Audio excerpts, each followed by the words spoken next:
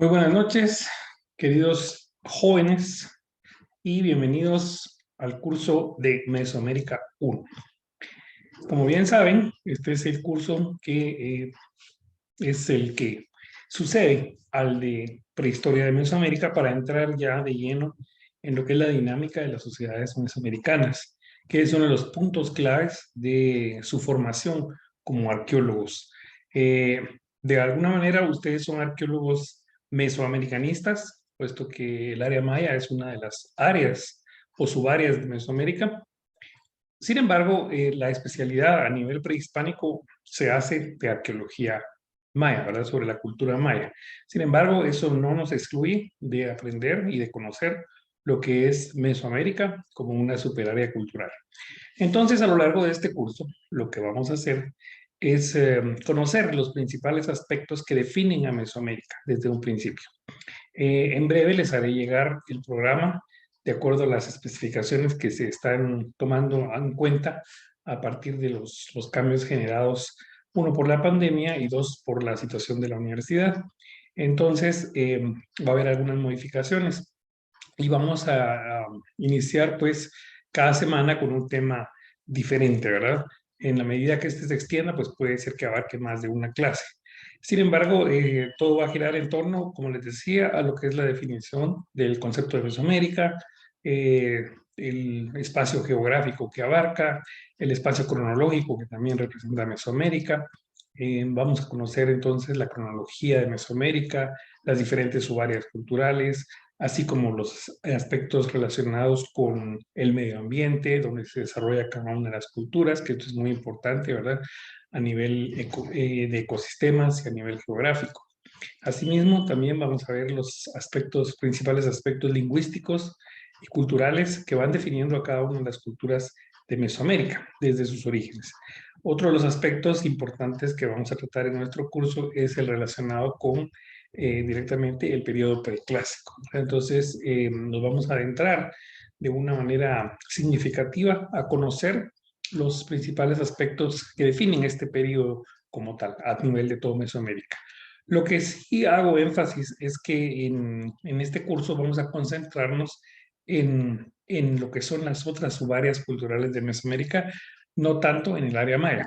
¿Por qué? Porque para ustedes habrán más adelante los cursos de arqueología maya 1 y 2 y ahí pues entrarán a ver de lleno todo lo que es esta cultura, que tenemos pues acceso directo.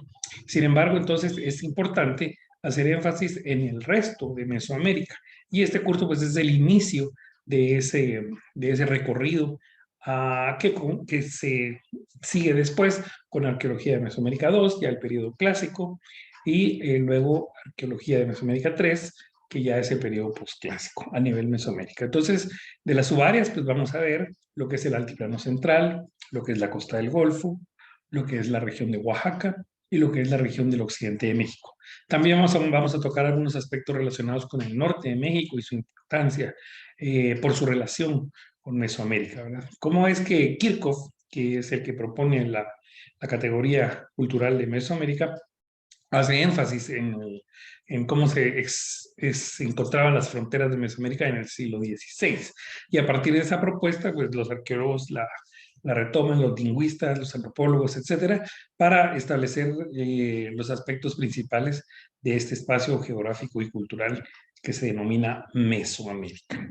Hay muchas personas que utilizan ese término ambiguamente en la actualidad, em, sin conocer realmente el origen y el contenido del mismo. Para nosotros, los arqueólogos o antropólogos, es importante también conocer el origen de esta definición, cuáles han sido sus alcances y cuáles han sido las problemáticas que presenta también el uso del término Mesoamérica hasta la fecha. Entonces, todo eso lo vamos a tratar en este curso. Vamos a hacer un recorrido virtual a través de las presentaciones, a través de conferencistas invitados, ¿verdad? Esperamos que poder contar con varios especialistas, colegas que han trabajado en otras regiones de Mesoamérica y que nos puedan aportar su conocimiento sobre las diferentes culturas, sobre todo, como les digo, en el periodo preclásico. Para hoy, que es la primera clase, y vamos a iniciar, vamos a hacer una como preclase primera, ¿verdad? Y vamos a empezar de lleno en la clase siguiente, ya con leyendo el programa y con una pequeña presentación sobre lo que es ya Mesoamérica directamente. El día de hoy vamos a hacer un repaso a lo que fue el origen de la agricultura, que me parece muy importante porque es el enlace que tenemos de venir de la prehistoria y empezar ya con las sociedades mesoamericanas eh, que se van volviendo cada vez más complejas a partir de este fenómeno del origen de la agricultura. Entonces vamos a tener esa primera presentación, la del origen de la agricultura, y posteriormente vamos a pasar a digamos, a un recorrido inicial, introductorio, de lo que son algunas culturas y sitios importantes en el lado de México, es decir, en las otras áreas que abarca Mesoamérica. Entonces, de eso se va a tratar esta primera aproximación. Desde ya les doy la bienvenida. Espero que sea un curso tan fructífero y próspero como lo fue el de prehistoria. Ustedes han sido un extraordinario grupo que eh, ha demostrado mucho entusiasmo, mucho interés en aprender y sobre todo, bueno, ante estas situaciones tan complejas que estamos viviendo, es importante que ustedes mantengan ese interés y ese espíritu y ese deseo por seguir sus estudios y realmente aprovechar el tiempo, ¿verdad? Sin dejar de ser críticos, sin dejar de tomar en cuenta las situaciones que enmarcan el desarrollo de la carrera en estos tiempos y la universidad, por supuesto, ¿verdad? No somos ajenos a ese proceso, pero tenemos que continuar nosotros como docentes y ustedes como estudiantes en ese proceso de formación que es tan importante porque la misión de nosotros es brindarle a la sociedad, en este caso a la sociedad guatemalteca, un profesional de calidad que se haga cargo en el futuro de un patrimonio tan importante para nosotros como lo es el patrimonio arqueológico y lo que es el estudio de nuestra historia y la preservación de esa memoria histórica también a través de todos esos vestigios con que contamos. Entonces, sin más, pues voy a pasar a la primera presentación y esta pues ya ustedes la conocen de alguna manera, pero vamos a hacer un breve repaso de nuevo, ¿verdad? Para eh, recordar algunos aspectos importantes de lo que es los orígenes de la agricultura en Mesoamérica. Bien, entonces recordemos que venimos de la etapa de apropiación de alimentos, que fue lo que vimos en el periodo preclásico. ¿Verdad? Recordarán ustedes que trabajamos sobre lo que son los cazadores-recolectores, las sociedades igualitarias, esos primeros pobladores del continente americano y cómo se dio ese proceso de poblamiento a lo largo del continente, sorteando numerosos obstáculos, numerosas dificultades, como lo era eh, el clima, como lo eran, digamos, los espacios territoriales y sobre todo la subsistencia, ¿verdad? Que estaba basada, como dijimos, en la caza y la recolección. Por eso es que se denominan apropiadores de alimentos, ¿verdad? Toda esta etapa no es una etapa de producción de alimentos, sino solamente de tomar lo que la naturaleza ofrece, pero tampoco era tan sencillo solo venir y tomar. En el caso de la recolección de frutos silvestres y algunas plantas, pues es un proceso más sencillo, pero luego cuando ya pasamos al proceso de cacería, pues se vuelve más complejo. Entonces, eso es lo que iniciamos.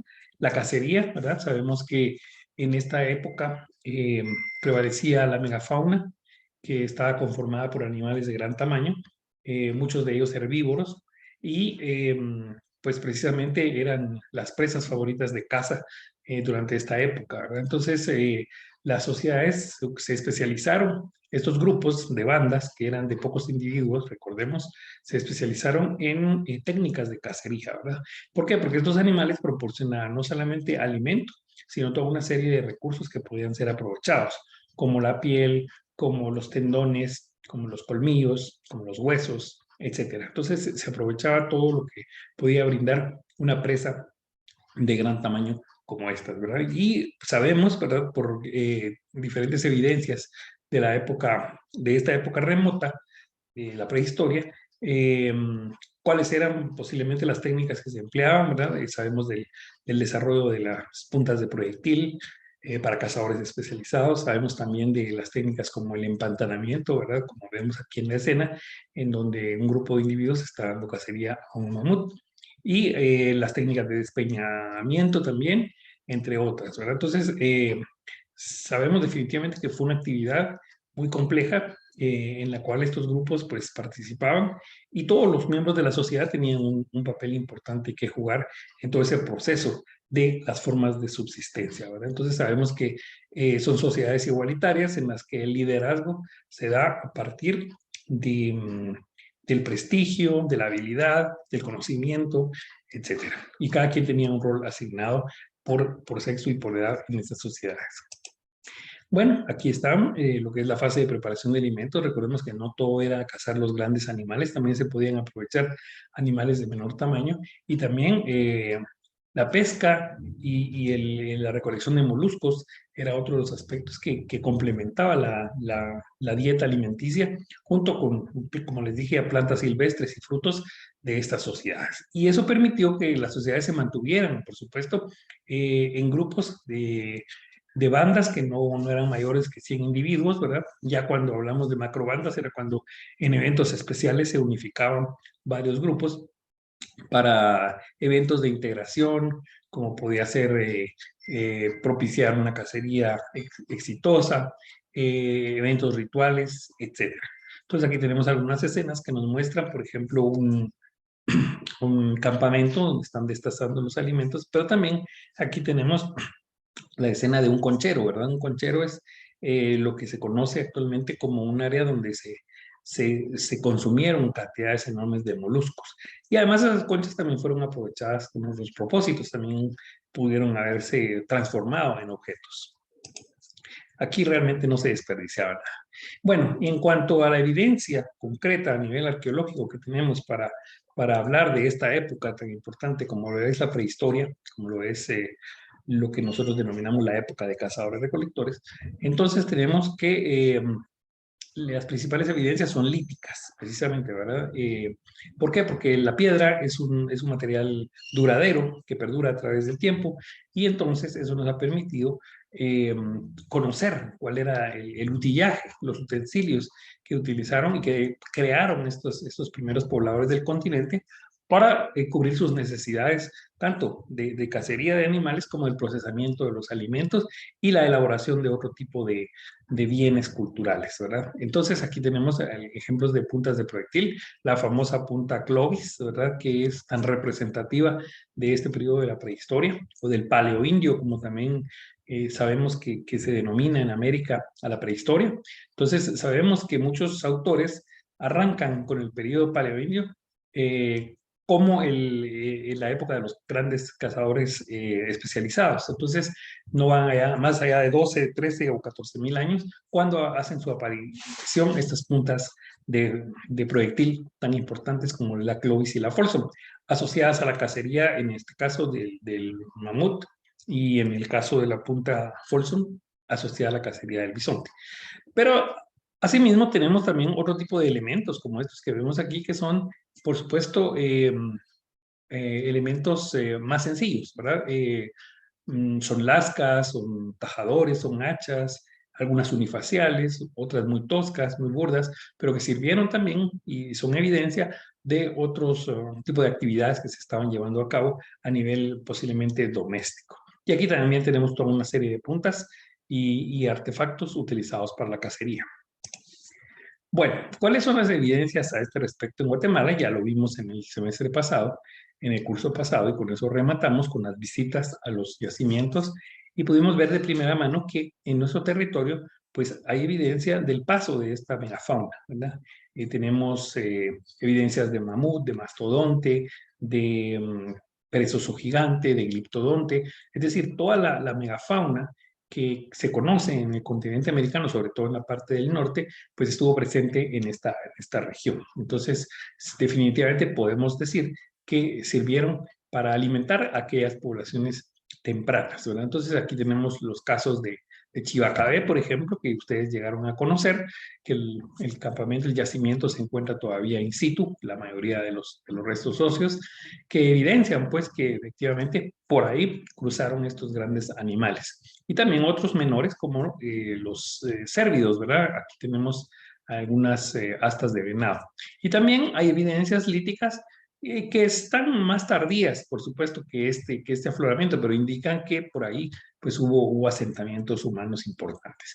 Y acá tenemos un molar, ¿verdad? Un molar de mastodonte. Sabemos que pues esta es una evidencia clara de la abundancia de este tipo de fauna en esta región. Sabemos que está Chivacabé, pero también hay evidencias en todos los departamentos de Guatemala a nivel paleontológico. Claro, la mayoría están concentrados, estos en el caso de Huehuetenango, otros en el caso de Zacapa, ¿verdad? Principalmente en Estanzuela, donde ustedes también pudieron ir. Bueno, entonces, ¿cuál es la transición, verdad? Al finalizar la última glaciación, ocurren cambios climáticos importantes que generan nuevas estrategias de subsistencia que ya no dependen de la obtención de alimentos, sino más bien de la producción de los mismos. Esto fue posible con el origen de la agricultura, lo que proporcionó al hombre recursos alimenticios abundantes y permanentes que condujeron al desarrollo de la complejidad. Este es un paso trascendental, un paso importantísimo. Sin este paso, no se hubiera llegado a la complejidad que se alcanzó en Mesoamérica. Y esa complejidad pudo haber llegado mucho más lejos si no se corta ese proceso al final del periodo postclásico, por lo que sabemos que es el proceso de conquista y colonización que se dio a partir de los europeos. Pero bien, regresando a nuestro caso, entonces sabemos que ocurre un evento importante, que es el fin de la glaciación. Cuando se da ese fin de la glaciación, entonces vienen esos cambios abruptos. ¿Y quiénes son los que van a sentir esos cambios en primera instancia? Pues precisamente es la megafauna, que no se adapta a las nuevas condiciones climáticas y termina desapareciendo. Entonces, los grupos de cazadores-recolectores especializados se ven en la necesidad de buscar alternativas de subsistencia.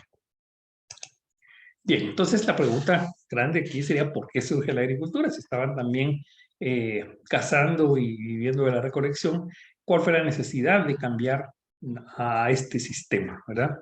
Y para eso hay varias causas probables. Tenemos el caso de los cambios climáticos, de los procesos de sedentarización, de extinción de las especies, como ya dijimos, y también de descubrimiento accidental y otras causas, ¿verdad? Hay quienes opinan que la agricultura siempre estuvo ahí al alcance y a la mano, pero que no hubo necesidad de apelar a ella porque había abundancia de estos otros recursos. Pero cuando estos otros recursos se agotaron, se limitaron, entonces sí ya hubo necesidad de echar mano a la agricultura.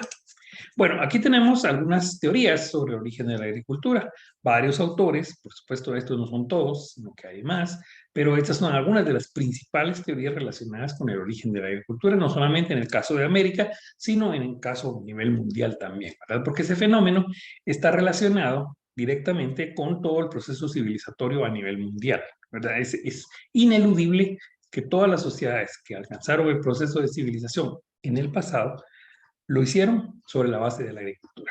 Entonces tenemos el caso del oasis, ahí está Child, tenemos el caso de presión demográfica, Binford y Cohen hacen esta propuesta, cambios climáticos, es la propuesta de este señor Byrne, luego vienen los cambios genéticos, que también Flannery, la domesticación de plantas, que es la que propone Rindos, y lo que se llaman las plantas colonizadoras de Bay.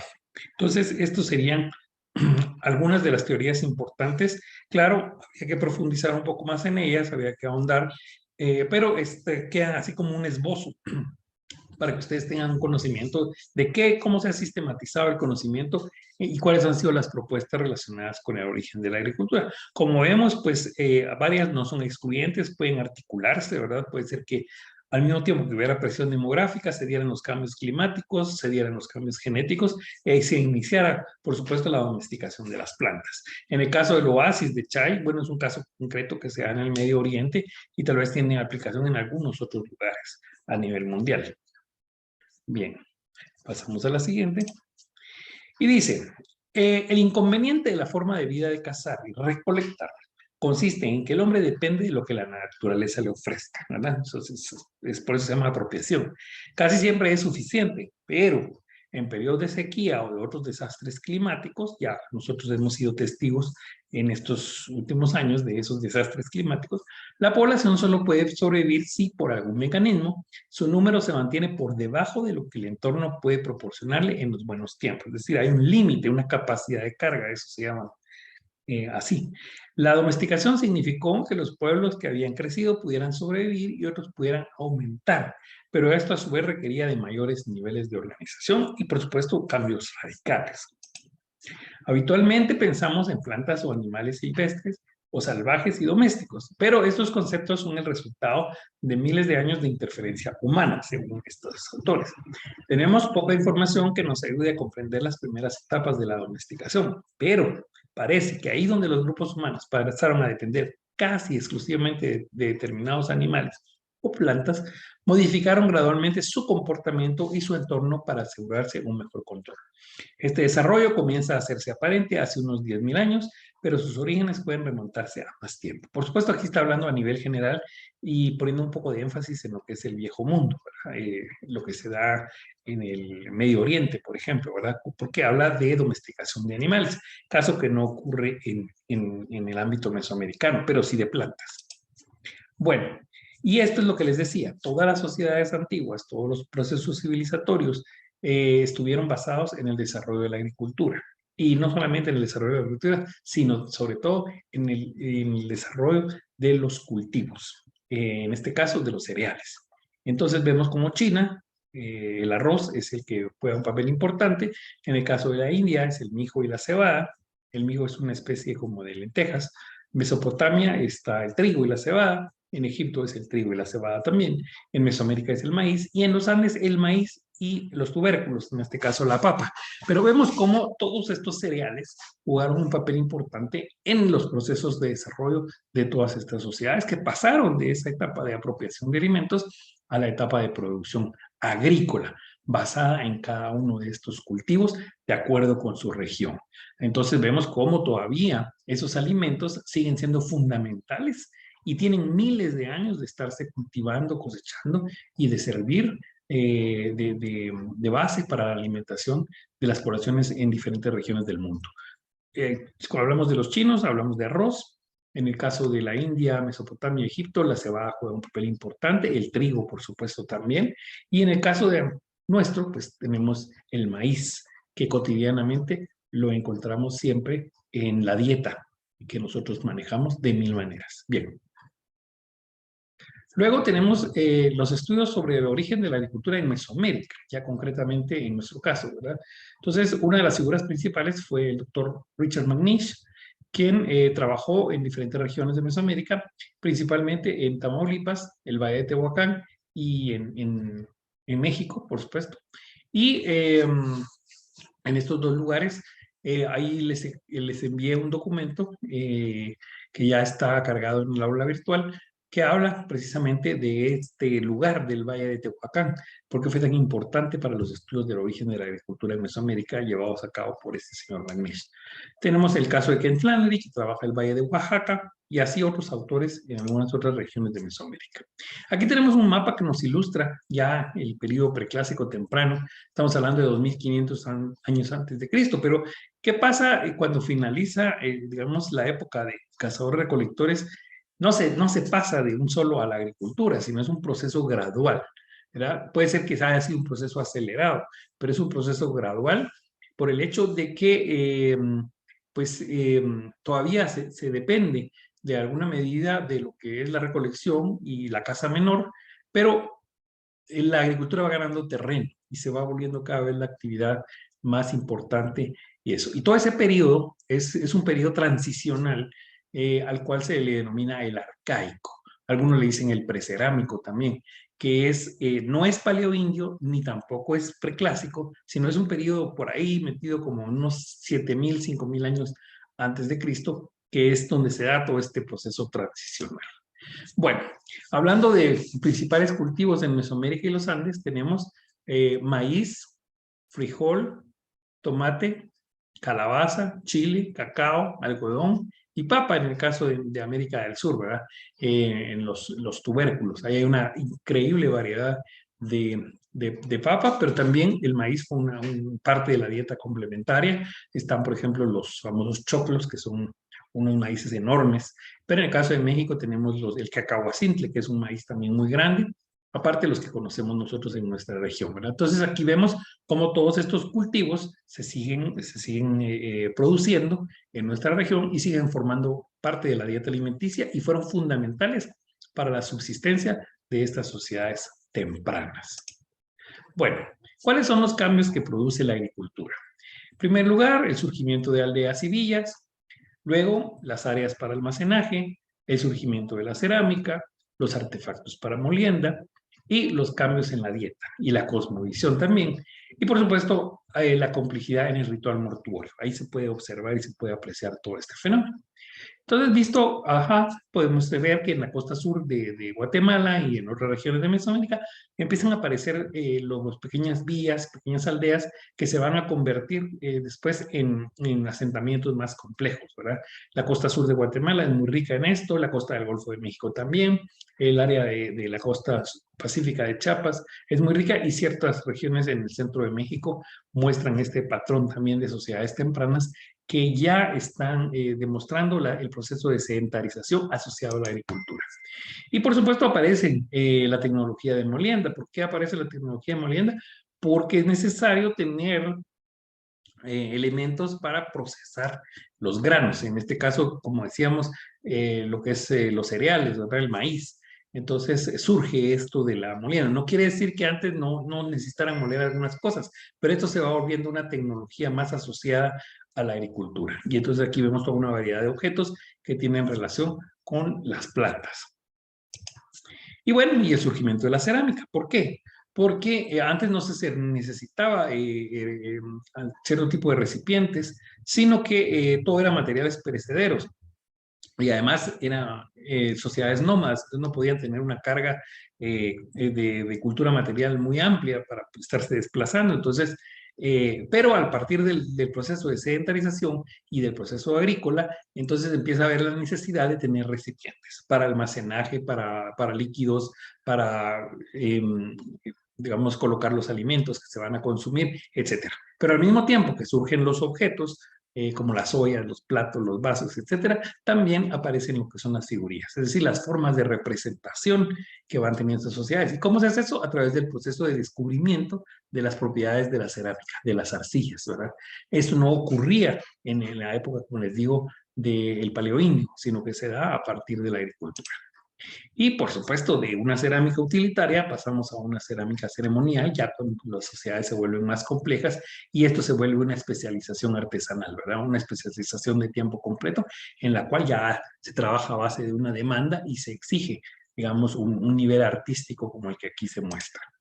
Y por supuesto, la especialización en el arte la observamos en el desarrollo de la escultura principalmente. Y como vemos en el periodo preclásico, y eso lo vamos a ver abundantemente en este curso, pues se da un boom de la escultura a nivel mesoamericano.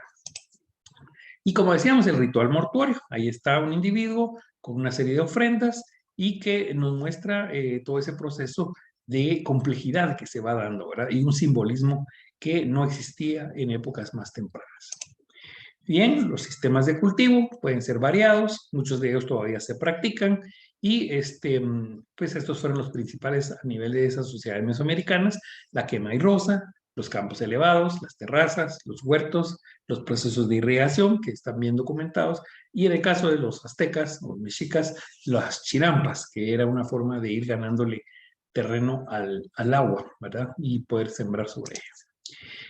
Acá tenemos algunos de los lugares en Guatemala donde se habla del origen del maíz y para eso siempre recomiendo yo la lectura de un libro de Carlos Navarrete que se llama Por los caminos de Pachil, si lo pueden conseguir, y ahí habla de toda esa mitología. Aquí no se ha hecho la cantidad de estudios que se ha hecho en México para establecer el origen de la agricultura, pero sí existe la tradición oral, los mitos, etcétera, que ayudan a también conocer el origen del maíz y lo dice el Popol Vuh. Bien, entonces Guatemala y Mesoamérica en general siguen siendo sociedades agrícolas. No somos una región altamente industrializada, sino que seguimos dependiendo de lo que la tierra nos da.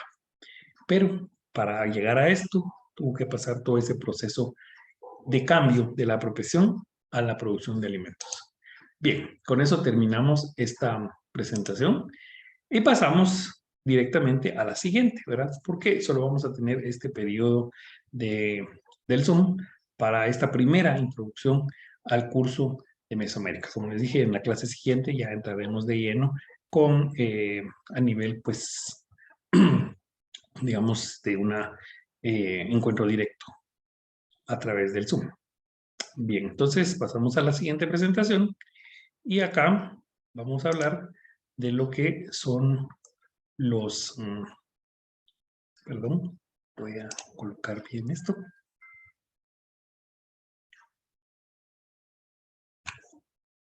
Y entramos a este tema. Entonces, acá, bien, como debe ser. Bien. Bueno, entonces, esta es como una presentación, una introducción a lo que son los sitios y culturas prehispánicos en México.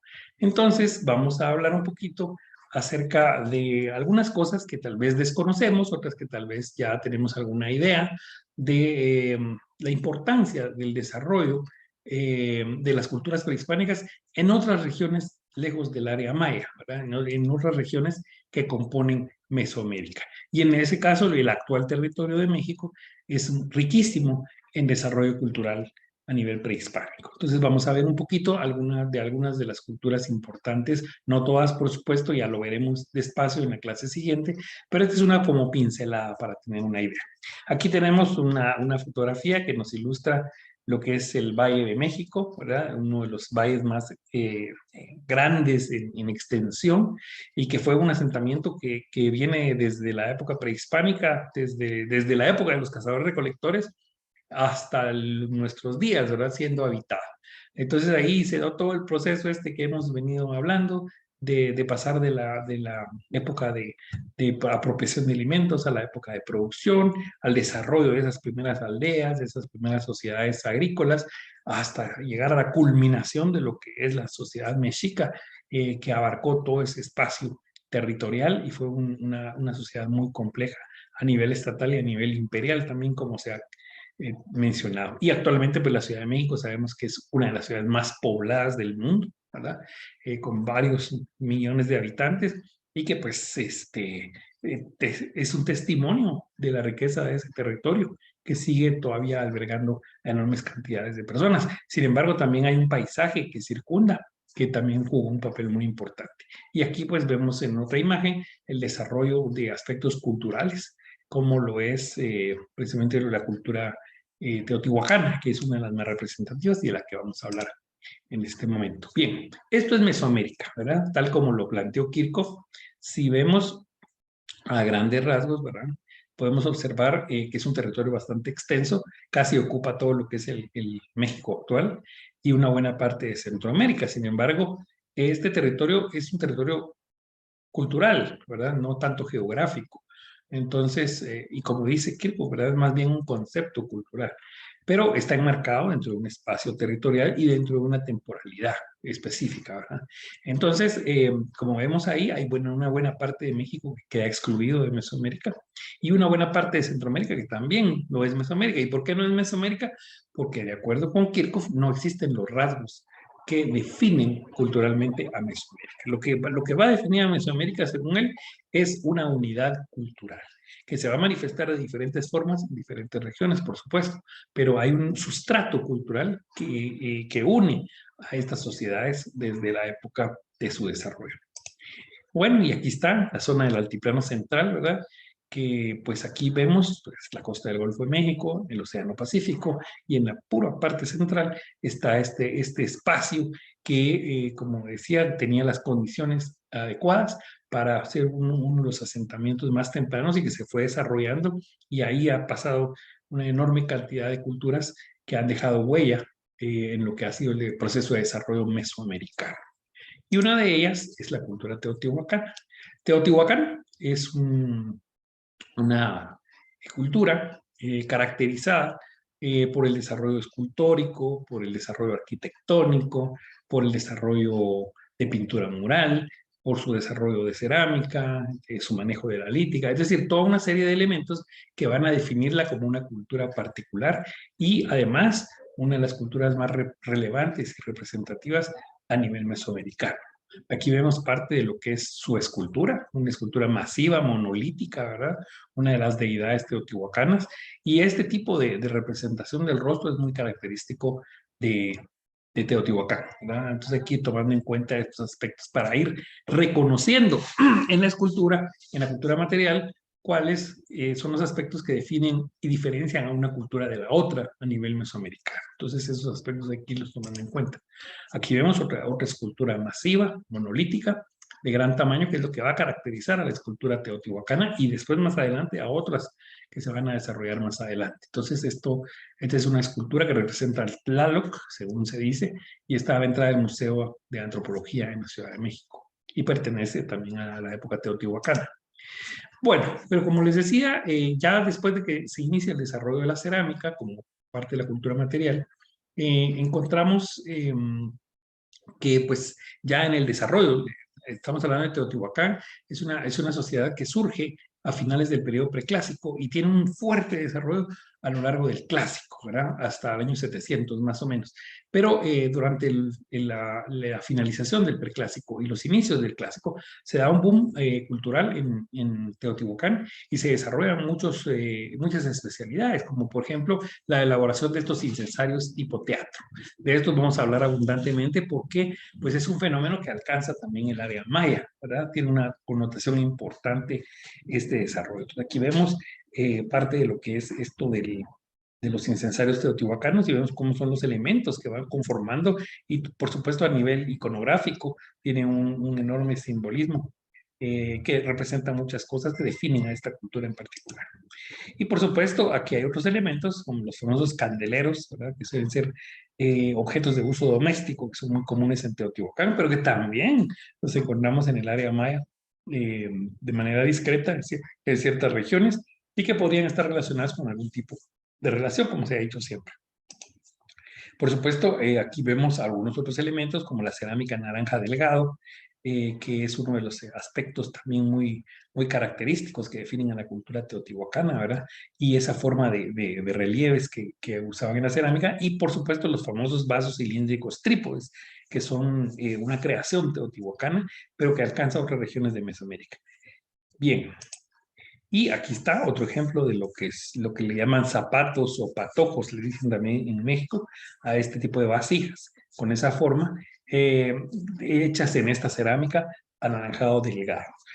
Con la cerámica hay que tener mucho cuidado, jóvenes, porque en el camino ustedes van a ir encontrando todo lo que es ya lo están viendo, por supuesto, la cerámica de tipo digamos, los diferentes tipos, cómo se manejan las metodologías para el análisis cerámico, el tipo vajilla, el tipo variedad, el análisis modal, etcétera. Hay muchos. Entonces, hay tipos que pueden tener nombres muy parecidos. Por ejemplo, este es el naranja delgado, ¿verdad? Que este es Teotihuacán, pero en el área maya tenemos otro que se le llama el naranja fino, que no es lo mismo, es una cosa totalmente diferente. Entonces hay que tener cuidado a la hora de nombrar los elementos culturales de cada cultura en particular.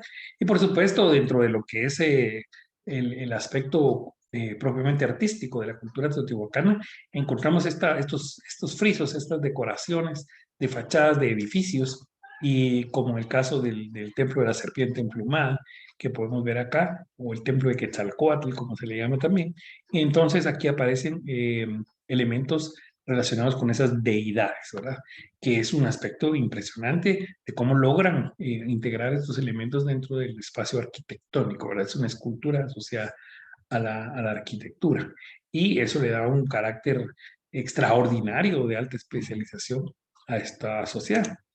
Bueno, pero también en el aspecto económico, o sea, se apoyó mucho el desarrollo económico de Teotihuacán, según algunos, en la agricultura intensiva, y otros comentan que la explotación de los yacimientos de obsidiana cercanos a esta ciudad. Y en ese caso, pues aquí tenemos ejemplos y lo vamos a ver abundantemente a lo largo del curso cuando toquemos el tema de Teotihuacán en el preclásico, por supuesto, y veamos a ver que la importancia que tuvo el aprovechamiento de la obsidiana para la elaboración de industrias de navajas prismáticas, de puntas de proyectil y de toda una serie de objetos que sirvieron para una gran producción y para cubrir una demanda que iba más allá de la propia ciudad de Teotihuacán y que por supuesto era objeto de comercio, ¿verdad? Así era como se procuraban muchas otras materias primas para la gran ciudad. Y aquí tenemos un ejemplo de lo que son las navajas prismáticas y los núcleos agotados que se producían a gran escala con la famosa obsidiana verde de Pachuca. Bueno, y fuera de lo que es Teotihuacán, concretamente la ciudad, encontramos algunos sitios menores que también están asociados y en los que podemos apreciar precisamente los elementos que definen a la cultura teotihuacana. En el nivel arquitectónico, por ejemplo, el famoso talud tablero. Del talud tablero vamos a hablar mucho, pero es un elemento vertical que se apoya sobre un muro inclinado. Ese es el famoso talud tablero, que surge en la región central de México. Teotihuacán lo adopta y lo desarrolla a sus niveles más amplios. Aquí podemos ver, este es el talud tablero, y la proporción teotihuacana es de 3:1. ¿Qué quiere decir esto? Que el tablero es 3 veces más grande que el talud.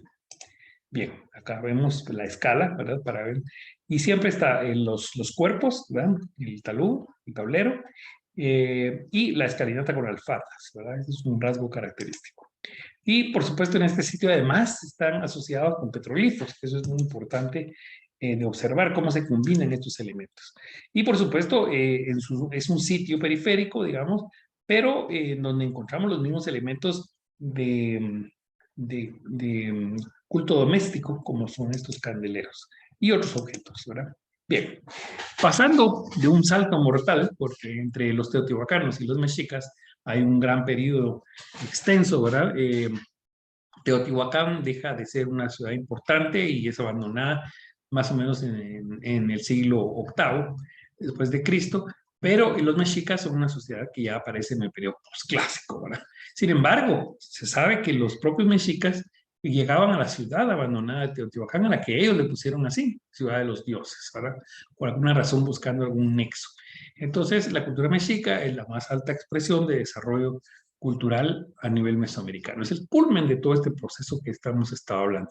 Y vean, ya encontramos una escultura más desarrollada, encontramos una arquitectura más refinada, como lo es esta de Tenochtitlan, que se nos muestra acá en esta maqueta, y que podemos observar que contiene elementos importantes que vale la pena destacar, ¿verdad? Y que, por supuesto, en tiempos actuales sigue dando abundante información, ¿verdad? Lo que es el Templo Mayor, que sería esta estructura, pues se sigue investigando y todos los alrededores.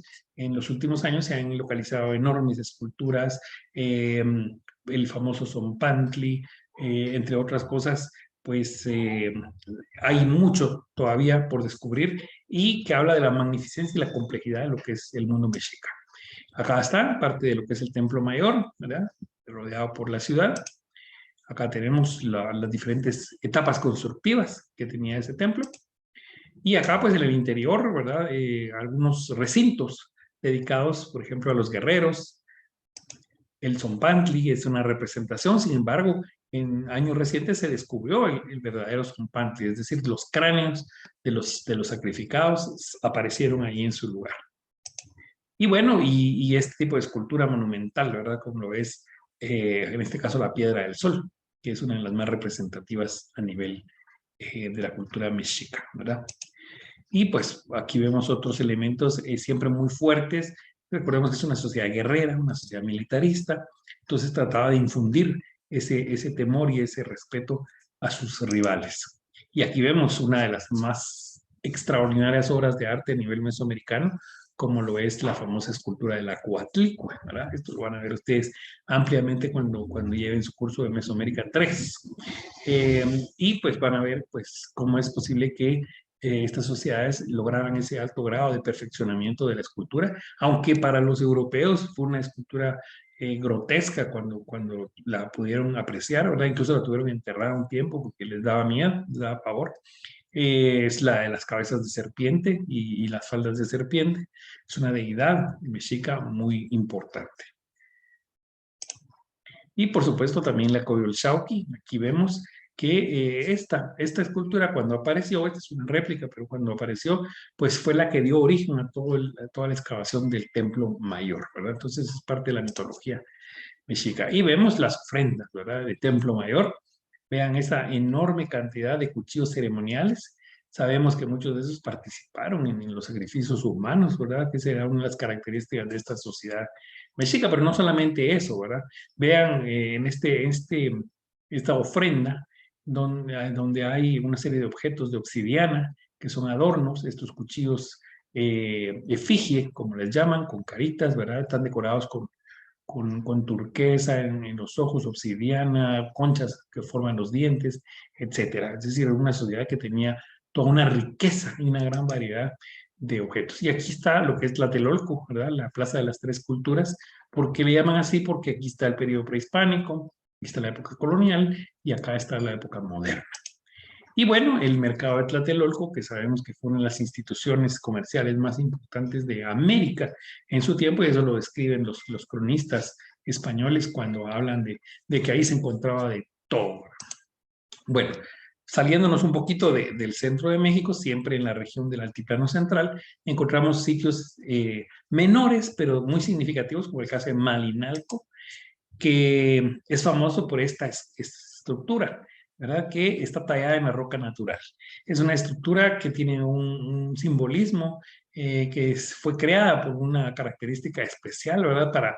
Para formar parte de un evento astronómico, ¿verdad? Que en algún momento, en un equinoccio, en un solsticio, no estoy seguro, se ilumina la parte interna de esto cuando el sol pasa por ahí en una de esas fechas claves. Pero lo importante es que toda la estructura es prácticamente una escultura, porque está tallada en la roca natural. Es decir, no está creada colocando piedra sobre piedra, sino que los albañiles, digamos, los constructores, tallaron la roca, hicieron las escalinatas, hicieron las esculturas, hicieron las paredes y el interior, y todo es parte de la misma roca. Eso es Malinalco.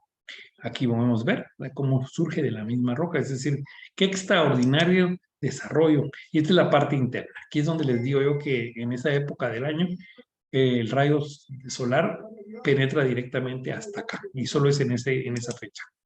Y bueno, otras partes del sitio, algunas estructuras que sí están hechas, construidas a base de piedra. Y bueno, y aquí tenemos el caso de Cholula. Cholula es una ciudad que también se encuentra en el estado de Puebla, cerca del centro de México, y pues tiene un desarrollo un poco más tardío, ¿verdad? Después de Teotihuacán, es el apogeo de Cholula, pero también cuenta con estructuras impresionantes, con un estilo arquitectónico muy característico, muy propio, ¿verdad? Donde se manejan otras formas, o sea, es otra cultura diferente. Hagamos sus representaciones escultóricas que tienen cierto parecido con lo que vemos, por ejemplo, en el área maya, el complejo altar Estela, ¿verdad? Que es muy característico nuestro, pero aquí tiene otra connotación y son monolitos de gran tamaño, con un tipo de representación iconográfica diferente. Este tipo de esculturas de cabezas como máscaras, ¿verdad? Aquí podemos ver eso, aquí podemos ver parte, y todo esto que ven ustedes acá es la Gran Pirámide de Cholula, una de las más grandes a nivel mesoamericano y a nivel mundial por su volumen constructivo. ¿Y qué pasó cuando llegaron los españoles? Pues colocaron una iglesita en la parte superior, ¿verdad? Y bueno, aquí vemos una de las estructuras en uno de los lados de la gran plataforma de Cholula, ¿verdad? Y pues ahí podemos ver el estilo arquitectónico, que es muy diferente a lo teotihuacano.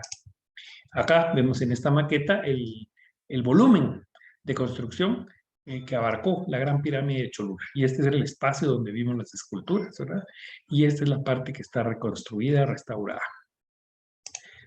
Ojalá vemos una fotografía de frente, como hay subestructuras también, ¿verdad? Cómo fueron creándose hasta alcanzar esta máxima altura. Pero todo este es el complejo de Cholula.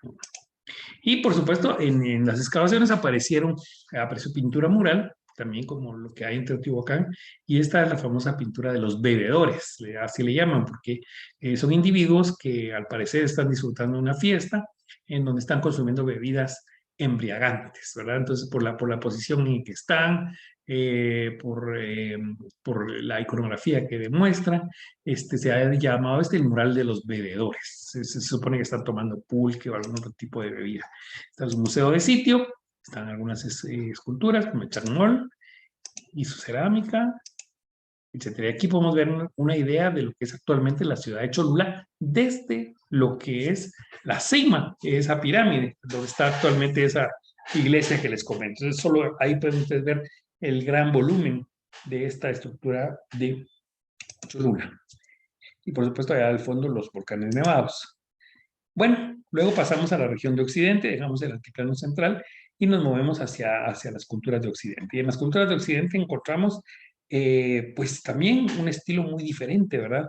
Las culturas de Occidente o en la subárea de Occidente de México es tal vez para nosotros, visto desde el área maya, una de las más desconocidas, pero no por eso menos ricas, ¿verdad? En producción de cultura material, en expresión artística, en desarrollo sociopolítico, etcétera. Entonces aquí vemos cómo ellos se expresan a través de lo que es la plástica en las figurillas cerámicas. Pero también tenemos otras culturas como la cultura mezcala, que se representa en estas figurillas, que también van a tener una connotación importante a finales del preclásico y durante el clásico. Y también la cultura capacha, que se va a caracterizar por estas esculturas, estas vasijas, estas formas de estribo, que le llaman, ¿verdad? Son vasijas muy representativas propias de esta región que no se encuentran en otras regiones de Mesoamérica. Las características de las figurillas que representan personajes de la sociedad, eso nos permite a través del estudio simbólico, iconográfico de estas figuras, ver, digamos, los diferentes roles de la sociedad. Lo mismo ocurre en el caso de la cultura maya, ¿verdad? Con las figuras de Jaina, con todas las figuritas que encontramos en las tierras bajas, en la costa sur, en Catinacuyo, etc.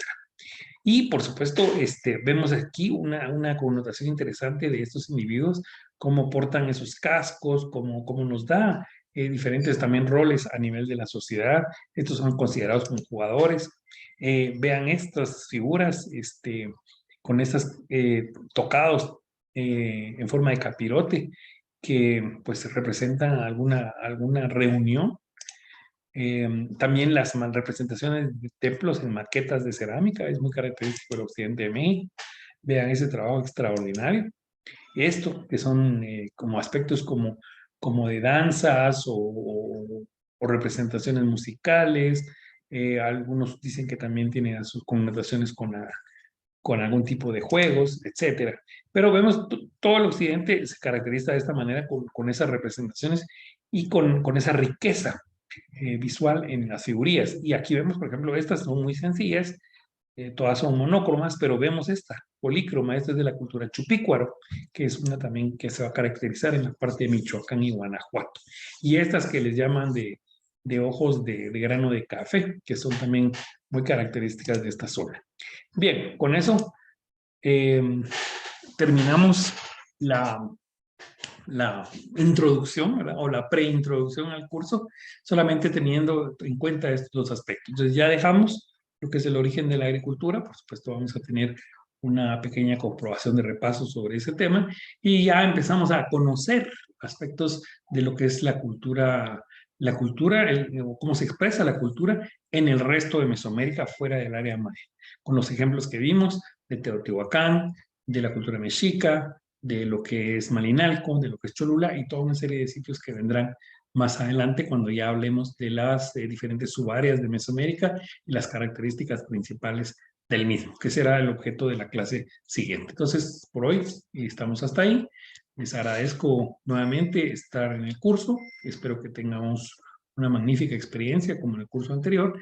Y, por supuesto, si existe la posibilidad, y creo que sí existe, ¿verdad? Con los cuidados del caso, de hacer nuestro viaje a la costa, que es una de las experiencias más enriquecedoras que tiene este curso de Mesoamérica 1. Así que bienvenidos y muchas gracias.